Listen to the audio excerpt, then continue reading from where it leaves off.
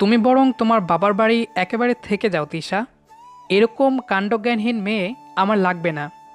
দাঁতে দাঁত খিচিয়ে রেগে উপরোক্ত কথাটি তানভীর চৌধুরী তিশাকে বলল। তিশা ছলছল নয়নে তানভীরের দিকে নির্বিশেষ দৃষ্টিতে তাকিয়ে আছে। তার সকল চঞ্চলতা নিমিষে যেন স্তব্ধ হয়ে গেছে। অস্ফুটের স্বরে হালকা হেসে তিশা বলল, বিয়ে করেছি কি বরাবর বাবার বাড়ি থাকবো বলে আমি? তিশা, তোমার সমস্যা কি? সবসময় এরকম ব্যাকুল হয়ে থাকো কেন বলো তো? তোমার এই চঞ্চলতা সবসময় ভালো লাগে না আমার। আরেকটু হলে গাড়ির নিচে পড়ে চ্যাপ্টা হয়ে যেতে তুমি, আর আমি স্ট্রোক করতাম। তিশার গলা কান্নায় ধরে এসেছে। সে যতই যা করুক তবুও তানভীর কেন তাকে বাবার বাড়ি একেবারে থেকে যেতে বলবে? এ কথা শোনা চেয়ে তো তিশার গাড়ির নিচে পড়ে চ্যাপ্টা হওয়া ঢের বেশি ভালো ছিল। তিশা চুপ করে ঠায় দাঁড়িয়ে আছে।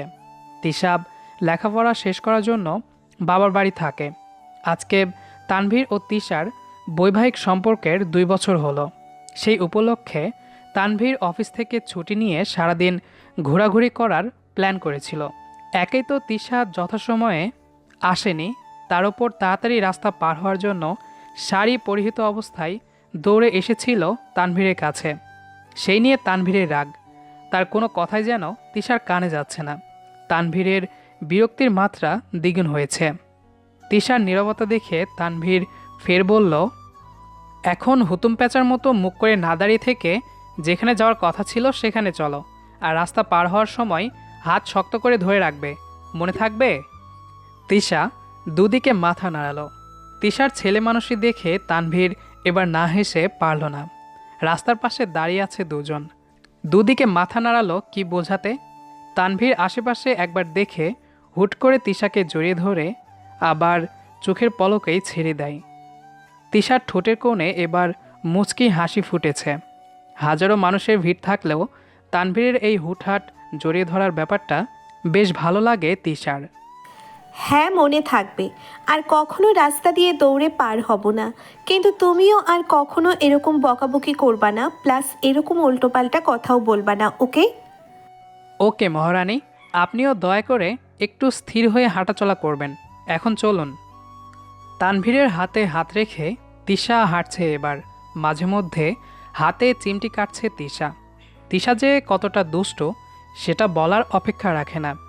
ঘোরাঘুরি শেষে তানভীরও আজকে শ্বশুরবাড়ি যায় তিশার সাথে। এমনিতে কম আসা যাওয়া করে তানভীর। তিশার গ্র্যাজুয়েশন শেষ হয়েছে। এখন তিশার বাবা মায়ের সাথে কথা বলে তিশাকে নিজের কাছে নিয়ে রাখবে তানভীর। পৃথিবীতে আপন বলতে শুধু একটা বোন আছে তানভীরের। তবে সে তো পরের বাড়ি, মানে তার শ্বশুর বাড়িতে থাকে। তাই বলতে গেলে তানভীর একাই থাকে। এজন্যই এখন তিশাকে দ্রুত নিজের কাছে রাখার জন্য ব্যাকুল হয়ে গেছে সে। কেমন আছো বাবা?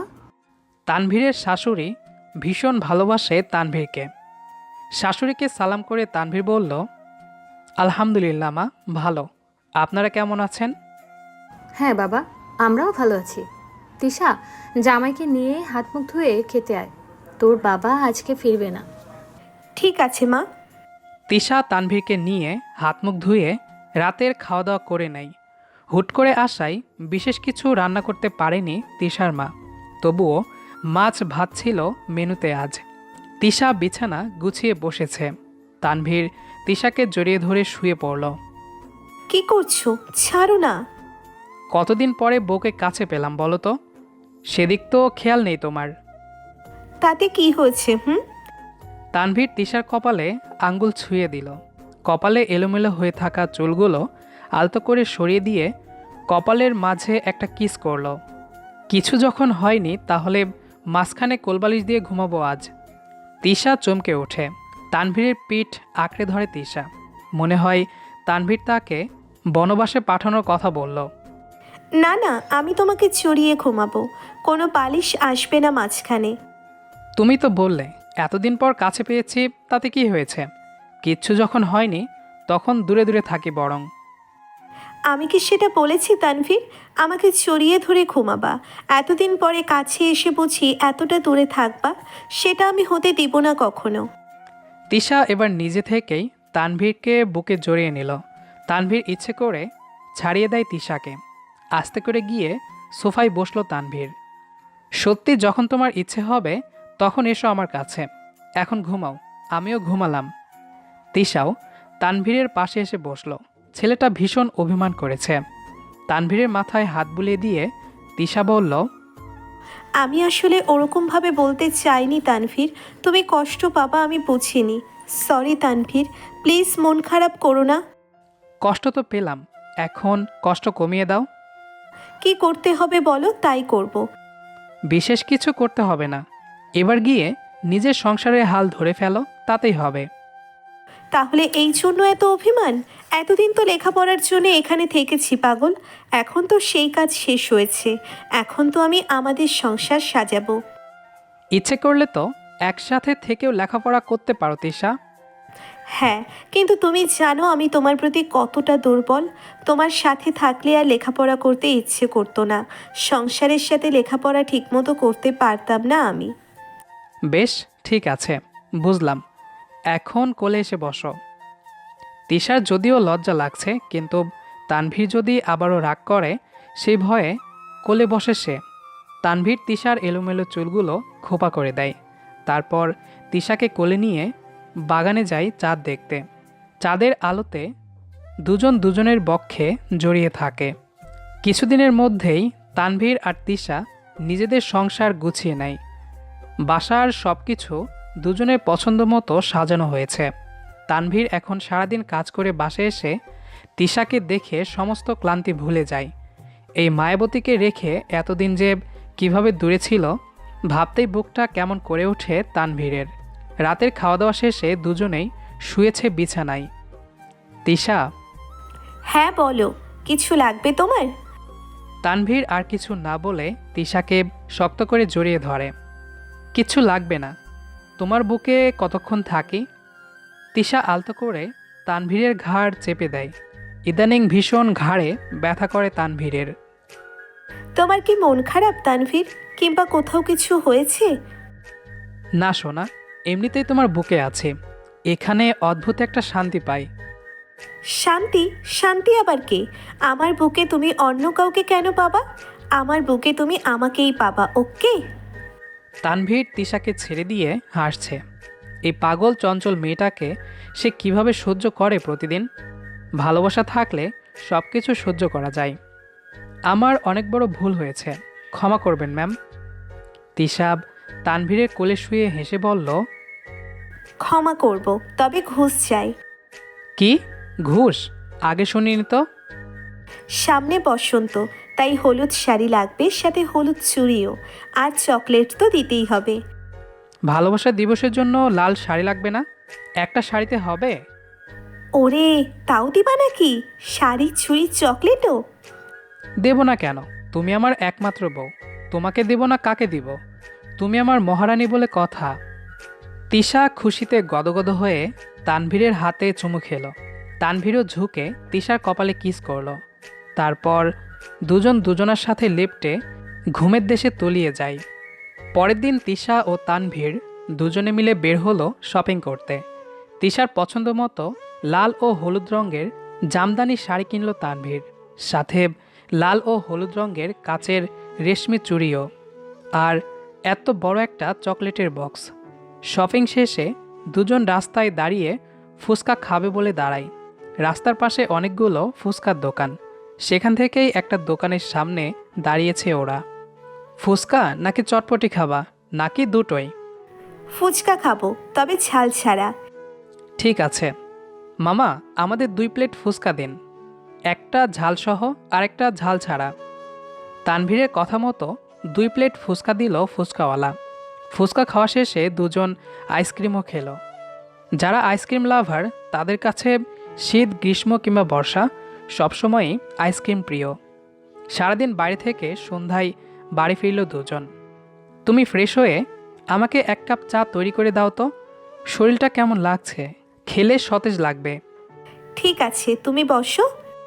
তিশা হাতের ব্যাগগুলো সোফায় রেখে দ্রুত চুলগুলো খোপা করে রান্নাঘরে গেল। মিনিট 5 পরে চা নিয়ে এলো তিশা। তানভীর চায়ে চুমুক দিয়ে মুচকি হাসল। তিশা শপিং ব্যাগগুলো বেডরুমে রেখে নিজেও ফ্রেশ হতে গেল। ফ্রেশ হয়ে রান্না করতে গেল রাতের খাবার। এমন সময় তানভীর এলো সেখানে। কি ব্যাপার, রান্নাঘরে এলে যে? কিছু লাগবে তোমার? হ্যাঁ লাগবে, তবে কিছু না, অনেক কিছু। তানভীরের দুষ্টু দুষ্টু হাসি দেখে তিশার বুঝতে বাকি রইল না তার মতিগতি। তিশা হাতে বেলুচি নিয়ে বলল, এটা কি চেনো? মারবে নাকি? মারতে তো ইচ্ছে করে, কিন্তু যেহেতু তুমি আমার স্বামী গুরুজন, এজন্য পারি না। তানভীর দ্রুত পিছন থেকে জড়িয়ে ধরে তিশাকে। তিশা তাল সামলাতে না পেরে এলোমেলো হয়ে যায়, বেলুচি পড়ে যায় হাত থেকে। এবার কি করবেন মিসেস তানভীর? এখন যদি কোলে তুলে ঘরে নিয়ে গিয়ে সর্বনাশ করে ফেলি কেমন হবে? সর্বনাশীর আর বাকি রেখেছ কি? ওই যে তাকিয়ে দেখো, রুটি পুড়ে যাচ্ছে। তানভীরকে ছাড়িয়ে রুটিটা উল্টে দিল। কই, রুটি তো ঠিকই আছে, শুধু বাহানা তোমার, বুঝি না মনে করেছ? দাঁড়াও, চুলো বন্ধ করে তোমাকে বোঝাচ্ছি। তিশা রুটি ভাঁজ করে চুলা বন্ধ করে। তানভীর তখনও মিটিমিটি হেসে চলছে। তিশা তানভীরের গলা দুহাতে আঁকড়ে ধরে পায়ের ওপর পা দিয়ে দাঁড়ায়। চোখে চোখে কথা হচ্ছে দুজনের, আর ঠোঁটের কোণে মুচকি হাসি লেগে আছে দুজনেরই। আরেকটু মোটা হলে না হয় কষ্ট হতো, কিন্তু এখন তো একেবারে হালকা লাগছে তোমাকে। চলো একসাথে হাঁটি। দুজনে একসাথে হাঁটতে হাঁটতে রান্নাঘর থেকে বসা ঘরে এসেছে। তিশা এক হাত দিয়ে তানভীরের নাকে টিপ্পনি কাটে। এর চেয়ে মোটা হলে তোমারই কষ্ট হবে কোলে তুলতে। যেমন আছি এটাই বেস্ট, নিজে মোটা হও। পুরুষ মানুষ মোটা হওয়ার দরকার নেই, এত কাজকর্ম করা লাগে। তাছাড়া বেবি তোমার শরীরে বড় হবে, আমার শরীরে না। বেশরম লোক একটা, মুখে কোনো কথাই আটকায় না। এ বাবা, বেবি হওয়ার কথা বললে বেশরম হয়? যদি হয় তবে আমি বেশরমই ভালো। তাহলে তোমার আমার সবার বাবা মাও তো বেশরমই। বচ্চার ছেলে তুমি, বাবা মাকে নিয়ে কথা।